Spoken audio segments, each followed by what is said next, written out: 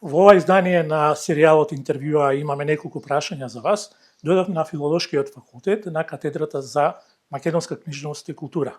Не пречека професорката Весна Мојсова Чепичевска и веднаш да изразам благодарност за тоа што најде време да не прими овој период, почнувајќи дури и пред тоа, но нагласено на 5 мај кога беше денот на македонскиот јазик, имаше многу активности, учествувавте во многу активности, но еве сепак најдовте време да не примите и да поразговараме за некои важни теми што произлегува и од како повод и од празникот, но ќе направиме и еден поширок преглед во однос на македонскиот јазик, македонската култура, јазикот како рефлектирачки елемент во однос на македонската култура, јазикот како суштински елемент на македонскиот идентитет и за некои други прашања, и ќе завршиме со некои малце попопуларни прашања кои се однесуваат на современиот македонски јазик, на тоа да го оправдаме колку е жив македонскиот јазик, да провериме дали е навистина така.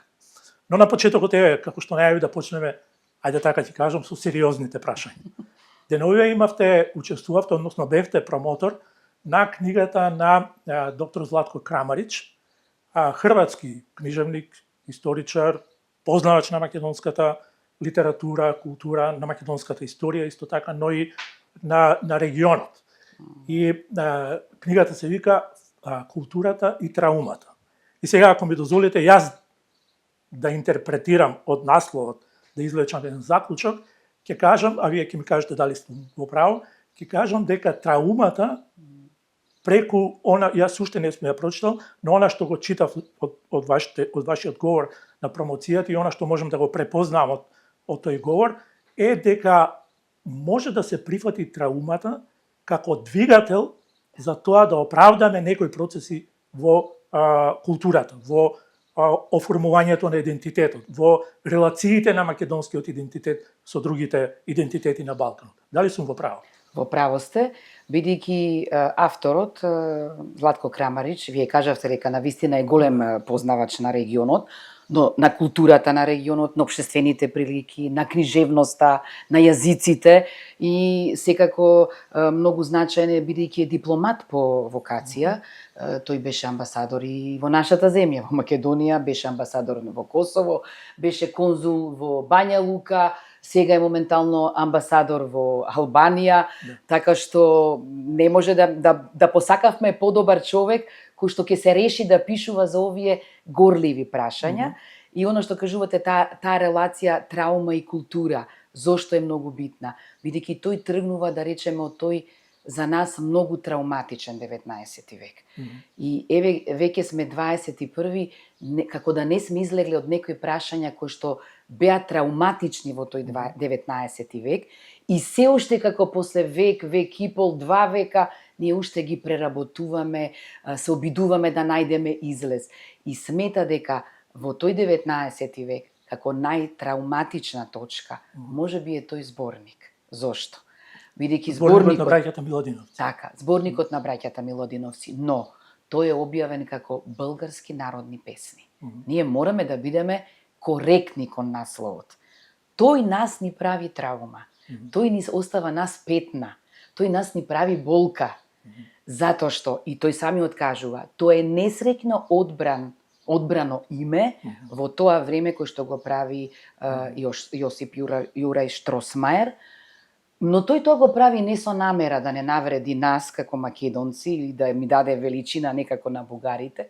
Многу повеќе, како што вели Крамарич, тоа е во духот на тогашен панславизам, на повторната идеја за сесловенството, кој што се случи таму некаде почна 7, 8, 9 век позасилено со кирилицата, прво со глаголицата, па со кирилицата, но потоа тој словенски свет се дисперзираше. И сега потоа во 19 век повторно таа идеја. Во името на таа идеја, на тој сесловенство, на тоа сесловенство, Штросмаер ја одбира ова несреќна одредница, мораме да кажеме. Така, да. И тоа е за нас траума. Така. Затоа што таму се сепак едно огромно богатство од македонски народни песни и само 70 прилепени бугарски песни, затоа што и тој чувствувал дека морал на некој начин да го оправда погрешното име. Но што вели тука сега Крамарич како се обидува да ни помогне да го надминеме тоа. Вели токму таа траума или тоа погрешно име вас ве направи и ви го отвори патот за народ кој што потоа ќе се издигне во посебна нација. Така. И во тој контекст во неговата книга, како што навестувате, пак ќе речем, не сум ја прочитал, но таму има писмо до бугарскиот пријател. Да. И ми се чини дека тоа на некој начин, а ќе си дозволам така да кажем, е подадена рака или помош и за бугарската страна, Секако. да го разбере тој контекст и да го Секако. прифати како тако. Секако. Од аспект на тоа што денеска ние не можеме да се лишиме од наследството што го направиле браќата Милодиновци. Не можеме и не смееме. Така е. Не смееме. Ако направиме тоа е нашата грешка, тогаш си ја одсекуваме и раката. Да. Така што тоа грешка не е на браќата Миладиновци, затоа што Димитар Миладинов ги собира песните. Но знаете што? Тој тие песни најпрво ги запишува со грчки алфабет. Потоа, кога му ги праќа на Константин Миладинов, Константин се обидува да најде издавачи во Русија. Меѓутоа не успева во тоа. Разочаран од тој словенски свет, тргнува назад за дома и сосема случајно доаѓа оваа средба со Штросмаер, кој што му вели дека ти треба ова да го преработиш, алфабетот да го потиснеш и да пишуваш, да ги запишеш овие песни на словенска, на кирилица. И така почнува процесот. Така што свесен е и Димитрија Миладинов дека се тоа народни песни од западните краишта на Македонија. Немаме ние западните говори, воопшто немаат многу блиски црти јазични со бугарските говори. Не се тоа источно македонските говори. Така што тоа е многу јасно. Меѓутоа, што вели Крамарич? Таа траума, ние треба на таа траума да се издигнеме, не да ја премолчуваме. Премолчувањето создава кај нас нова траума. Значи не, туку јасно да кажеме, тој зборник се именува како бугарски, български народни песни, но тој грешно, погрешно земено име, бидејќи тоа се зборникот на Миладиновци, се македонски народни песни со само малку 70 бугарски песни. И од таа траума ние треба да почнеме јасно да говориме, затоа што сите јазични црти укажуваат на говорите кои што потоа ќе влезат во основата на идниот стандарден македонски јазик. Не се тоа песни кои што се во основата на бугарскиот стандарден јазик. Да. Затоа реков, во овој случај, според препораките на Крамарич, треба да ја прифатиме трумата како двигател, како мотивација и како нешто што ќе не држи на патот кој е нашиот вистински пат. Зошто вие го споменавте и писмото. Тоа писмо зошто го пишува? Бидејќи се случува еден преседант во добрите дипломатски хрватско-бугарски односи.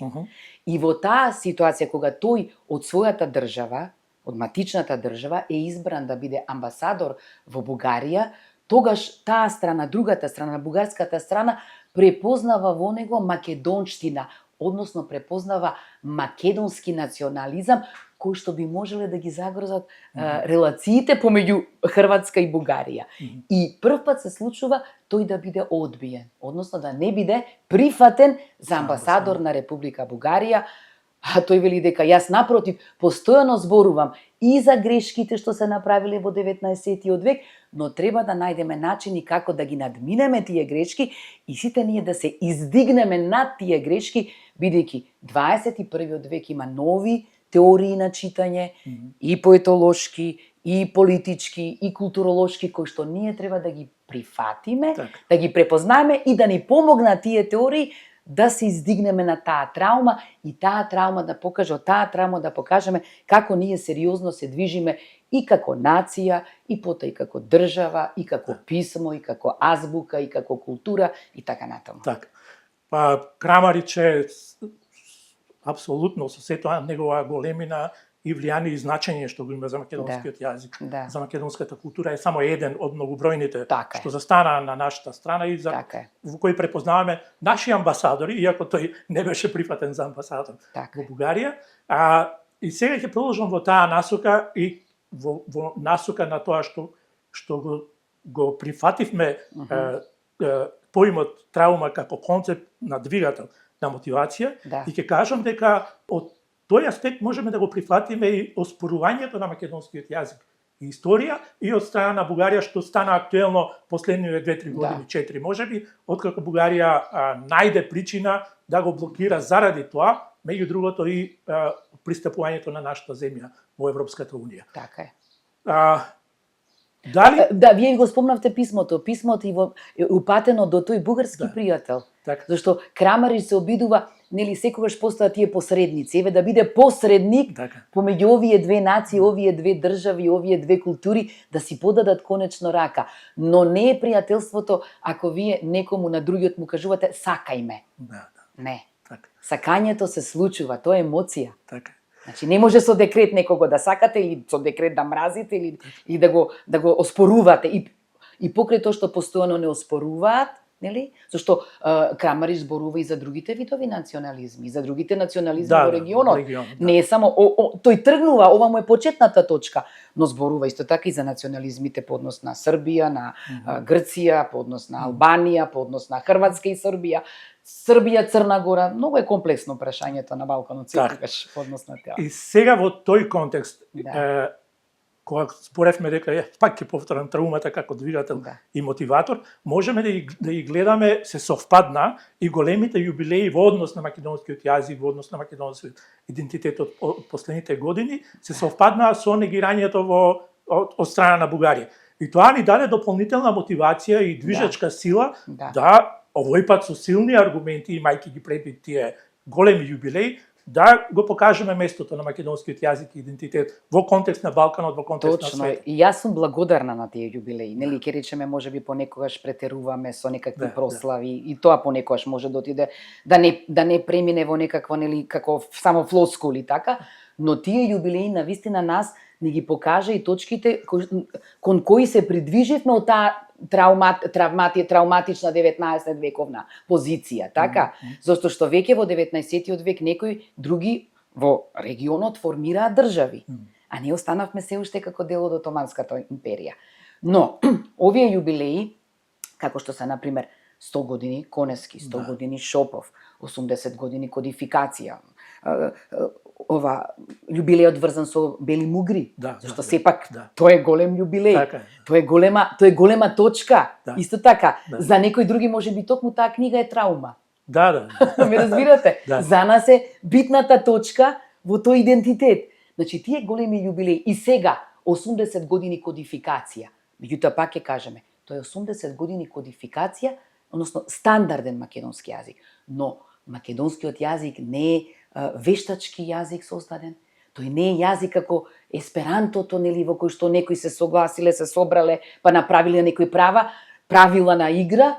Тој е јазик кој што и претходно постоел, но сега се создале условите во таа 1945 и се направиле правилата за азбука, за правопис, за правоговор и така натаму и така натаму. Значи тој има традиција и овие 80 години кодификација само ни кажува дека еве конечно по формирањето на една држава во која што сме биле ние сме имале рамноправност, можеме нели полека да си секако на секаков начин да ги градиме и сите институции. Така. Да. Во вашата галерија на ликови на кои се осврнувате, сега тоа е моје слободно толкување, вие ќе кажете веројатно сигурно имате и други ликови во таа ваша галерија, но да речеме ќе употребам зборот доминираат Кочо Рацин, Блаже Конески, Ацо Шопов, Петре М. Андреевски. Можеби од мој аспект тука недостасува Крсте Петков Мисирков, за да препознаеме и предпоставувам дека тој аспект тие се доминантни во вашата галерија, зашто секој на свој начин во својата епоха има значајно место во формирањето на јазикот, во формирањето на македонскиот. Така е, затоа што да речеме Кочо Рацин и Петре М. Андреевски беа моја определба и преокупација работејќи стручно и како магистарски и како докторски тези. Потоа со Коневски се занимавам скоро да кажам цел век, цел работен век на тоа мислам. Но фино кажавте дека мораме да мислиме и на Мисирков. А јас тука би рекла да не го заборавиме и Ѓорѓија Пулевски. Тој е најголемата личност на 19-тиот век за мене. Зошто? Вие некаде нема да најдете во бугарската книжевна историја дека им е битен Пулевски. Зошто? затоа што Пулевски има јасна идеја за македонизмот. Така. И дека тој е единствениот кој што артикулирано, јасно, гласно кажал дека македонскиот јазик е посебен и се залагал за посебен јазик и работел на тој посебен јазик да создаде граматика. Зошто го направил јазикот, се извинувам, триречникот? Значи, тој е речник на 3 јазици: македонски, албански и турски. Одредувајќи го, разграничувајќи го, не го става во контекст на други словенски јазици. Така? Значи, тој работи на граматика, работи на учебници. Ние од него треба да почнеме. Оваа година е 150 години, 1875-та, излегува неговиот речник на 3 јазици. Значи, тоа треба да го одбележиме. Ние треба и наназад малку да се враќаме на тие годишници. А вие рековте, битен е Конески, бидејќи Конески го имала како предходница еден Пулевски, но го имал како предходница еден Мисирков и го имал како предходница еден Кочо Рацин, кој што сето она што го кажувале Пулевски и Мисирков од научен аспект, од јазичен аспект, Рацин велелепно го расширил во својата поезија, покажал дека ете и во тој јазик се уште не стандардизиран, може да се пишува поезија рамна на европските поезии, како што се тие вистински бисери во неговата Бели мугри. Или предходно, па Рацин како се повикал, дека може да се пишува, се повикал на Константин Милавинов. На тие негови десетина песни исто пишувани на народен стручки говор. Ако Рацин пишуваше на народен велешки, Константин пишуваше на народен стручки, и тоа се тие, да речеме, точки по со кои што ние треба да се издигнеме на траумата. Така. И тоа се приказните на секој од нив. Тоа се приказните што ние треба да ги шириме, да ги раскажуваме, да ги пренесуваме, и не само нивните. Во таа галерија има мноштво, бројни. Па и тока овека го спомнавте Петре Мандревски, нели? Петре Мандревски на пример е интересен со тој негов однос кон своите баби, зашто вели јас во скутот на баба ми ја спознав целата татковина. Целата моја земја има изворедни такви мисли. Или Шопов, неговата дипломатија, со тоа што успеал да влезе во дипломатски води, тој секако како амбасадор на тогашната Југославија извлекол многу моменти битни за Македонија. Тие релации што ги градел со франкофонскиот свет, со Сенегал, со Франција, тоа имало користи за Македонија. Колку за дипломатијата на Југославија, толку и за дипломатијата на таа Македонија која што била дел од Југословенската федерација. Така што и другите приказни, приказната на Горан Стефановски, приказната за Сињан Штркот. Значи, ние само тие треба да ги одбереме, да направиме едно, како да кажам, еден свој Менделеев систем на македонскиот идентитет.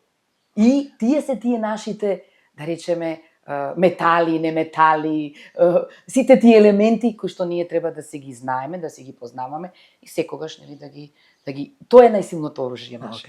Така. Го имаме насловот на ова интервју. Менделеев, македонскиот идентитет како Менделеев систем. Благодарам многу. Да одиме понатаму. Во едно ваше интервју и го спомнате зборот татковина, и тоа е клучниот збор што ме мотивира на ова прашање. А во едно ваше интервју ми се чини дека ја ширите синтагмата на Блаже Конески кога вика јазикот е нашата татковина. Вие великте македонски светот, целиот свет е мојот свет е македонскиот јазик. Затоа што каде и да се зборува тој, каде и да го говори некој, таму припаѓа и македонскиот јазик. Па, јас себе сакам сега пак да се подсетиме, ова е една исклучително значајна книга, Македонската литература и македонскиот литературен јазик, 45-та, значи ево 80 години од таа објава, прва објава, потписник е Блаже Конески секако, и тој прави, да речеме, една прошетка низ тој цел 19 век, затоа што сега е соочен, само што е кодифициран јазикот, и вели вака, да создадеме јазик строен и изразит, што да биде вистински белег на македонската нација. Етеа целта што треба свесно да ја постават творците на нашата култура. Еве, и овдека го гледам дека тука веќе ми е тесна оваа граница што е на денешна Македонија, туку треба да излезаме и во оние простори кои што се пренесуваат и во соседните држави. Не е тоа никаква претензија, нема да ги освојуваме, нели, далеко од тоа, но имам таму, нели, свои пријатели и познаници македонци и во Бугарија, и во Грција, и во Албанија, и во Србија, и во Косово, и пошироко во Хрватска, во Словенија, во Полска, во Чешка и така натаму. Зашто вели вака, ние сега ја основаме својата култура. Значи во таа 45-та и почнуваме да создаваме некоја нова култура на стандарден македонски јазик. Наша е иднината. Ете колку бил визионер овој Конески, а тоа значи дека станува наше и минатото. Така. Не може ние без минатото да одиме во иднина и ние на него фалсифицирано досега, гледате колку бил храбар Конески во таа 45-та, ќе фрлиме јарка светлина со заграб, зашто за нас е јасно како бел ден, пак еве го тука Рацин, дека целиот развој, па тука и на нашата литература од порано, е нужен чекор по чекор до денешниот ден, кога македонскиот народ за прв пат во слобода ја твори својата национална култура. Ама вели прв пат во слобода, тоа не значи дека пред таа слобода не сме имале ние култура. Така што, еве, мислам дека и во тој контекст, за мене, да речеме, кога зборуваме за тоа, мене ми е тесна оваа Македонија, ја секаде, таму каде што има можност својот текст да го изложам на македонски, тогаш го зборувам. Дали тоа потоа ќе поделам како нели превод или кратка, да речеме, на PowerPoint ќе се направи некои битни точки од тоа моje излагање на јазикот на домаќинот или на англиски или на некој друг јазик и така натаму, во зависност на некој друг словенски, во зависност нели какви се пропозициите на таа конференција. И во тој контекст, на пример, еве, кога зборувате за тоа до каде се простира тој мој македонски, да речеме, еве, на пример, најновото е што, на пример, една убава екипа од Филолошкиот факултет, но и од Институтот за македонска литература, значи ние сме дел од УКИМ, од Универзитетот Свети Кирил и Методи, ја направивме првата национална поетика и стилистика при меѓународната, пред комисијата, тоа е за стилистика при меѓународниот славистички комитет. Значи прва национална, потоа ќе се изредат и српската, и бугарската, и хрватската. Ама тие допрва работат. Значи тоа се строги пропозиции во кои ви бара на многу кратко да ја прикажете македонската книжевна историја од средниот век, значи од Византија почнувајќи до 2025. И ќе има сигурно полемики, ама ние чекаме. Така е. Зошто не може некој да ми забрани да ми каже дека средниот век не е мој век? Така. Мислам, век на мојата нација. Така што, ете, само преку книгата, кој што ете, таа е напишана на македонски, но има резиме на германски, на руски, на англиски, има сериозна библиографија, има показателни имиња, нели сакам да кажам, на поими, само така. Ќе покажеме дека имаме историја. Така е. Да. Вашата слобода да го презентирате и да зборувате за македонскиот јазик, за македонската култура на начин кој сега го објаснивте во одговорот на ова прашање, имавте можност да го покажете и на двата собира или состаноци или конференции што ги одржавте со колеги од Универзитетот Македонија во Солун. Тие ја направија возвратната посета во Скопје и таму имавте прилика да токму на ваков начин да зборувате за македонскиот јазик, за некој, за Рацин, за Конески, за Шопов, за Мисирков, за Абецедарот, што беше книга објавена во Грција точно пред 100 години, ќе разговараме и за тоа малку подосна, но ова ме поттикнува да прашам дали се крши мразот во однос на Грција околу ова прашање, околу воспоставување на едни вакви врски кои секому ќе му донесат само добро, нема никого да порекнат и нема никого да му попречат и понатаму да ја развива својот идентитет и култура. Јас сакам да верувам дека се кршат. Значи јас бидејќи директно учествувам, значи јас сум внатре, не го гледам одстрана сето тоа. Зашто навистина голем чекор се направи. Сепак како што кажавте и вие, се зборуваше на македонски и на грчки. Се што се зборуваше и се кажуваше, се читаше на македонски, беше преведено на грчки и обратно. Се што беше на грчки, беше и на македонски. Истиот принцип го применивме и тука кога дојдоа тие на Филолошки факултет. Наредната фаза, значи не застануваме тука, е дека ние од оваа конференција што се случи на Филолошкиот факултет, ќе објавиме зборник. И тој ќе биде билингвален, македонско-грчки. Сите македонски текстови на грчки, сите текстови од грчки на македонски. И тоа ќе биде убав показ, зашто и тука зборувавме за горливи проблеми. Јас, например, Таму само го споменав абецедарот Да, кога да. бевме, нели, затоа што рековме дека тоа беше на крајот на 2024, ама рековме 25-та ни е битна затоа што во таа 2025-та славиме, треба да прославиме 100 години од абецедарот. И јас именно затоа изборував, затоа што сметам дека тој е прв буквар и тој не смееме да го заборавиме. Да. Каков да е, без разлика што тој не успел, не ја направил онаа мисија да дојде до вистинската адреса, односно да биде дел од наставата на тие македончиња што живееле во Грција и сега се уште живеат, нели, во Грција, но тоа е факт. Да. И таа книга е заведена. Да. Сега излезе оваа година, минатата година и фототипното издание, мислам оваа година.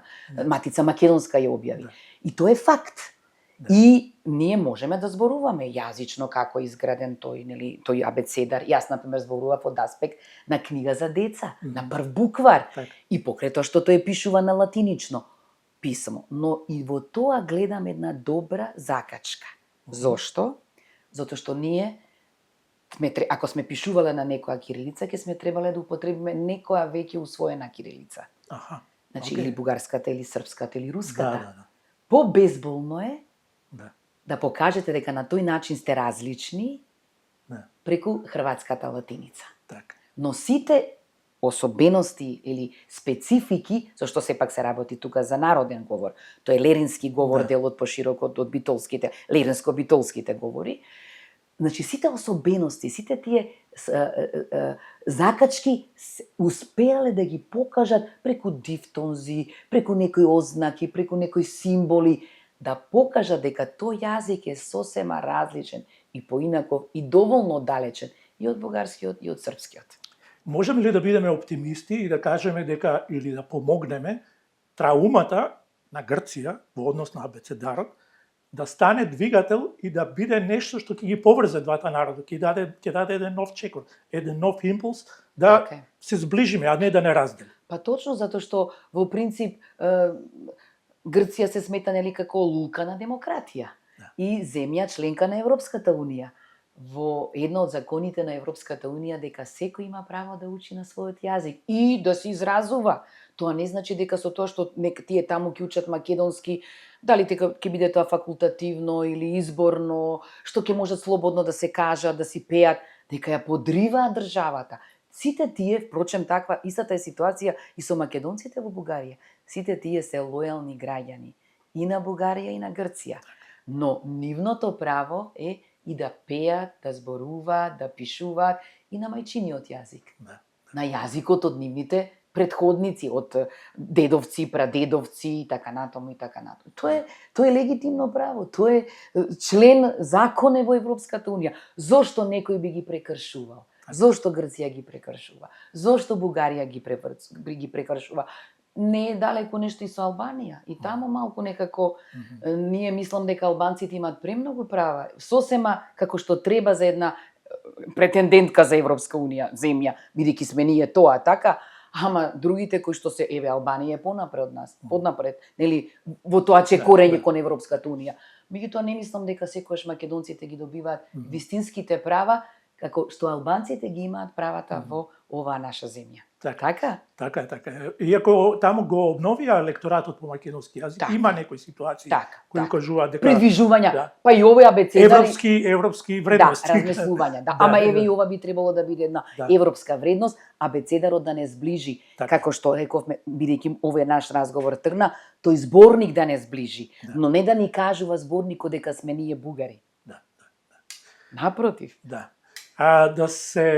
Да се навратиме сега малце на современите аспекти на македонскиот јазик, на македонската култура. Јас ќе кажам дека позната сте по тоа што вашите трудови, вашите книги секогаш нудат еден иновативен пристап во концептуализирањето на тоа што значи изборот што го правите, содржините и така натаму. Дали е тоа начинот, ќе ја спомнам антологијата на македонската љубовна поезија. Да. Таму се збрани, не знам, стотици песни од македонски автори кои еве на еден начин дополнително, ќе речам и популарен, бидејќи станува збор за љубовна поезија, но една сериозна поезија, дава еден нов модел како може да се пакуваат македонските книжевни дела. Да. Па ете го одбравме мотивот љубов. Да. И на тој начин дури направивме можеби мала историја на македонската љубовна лирика.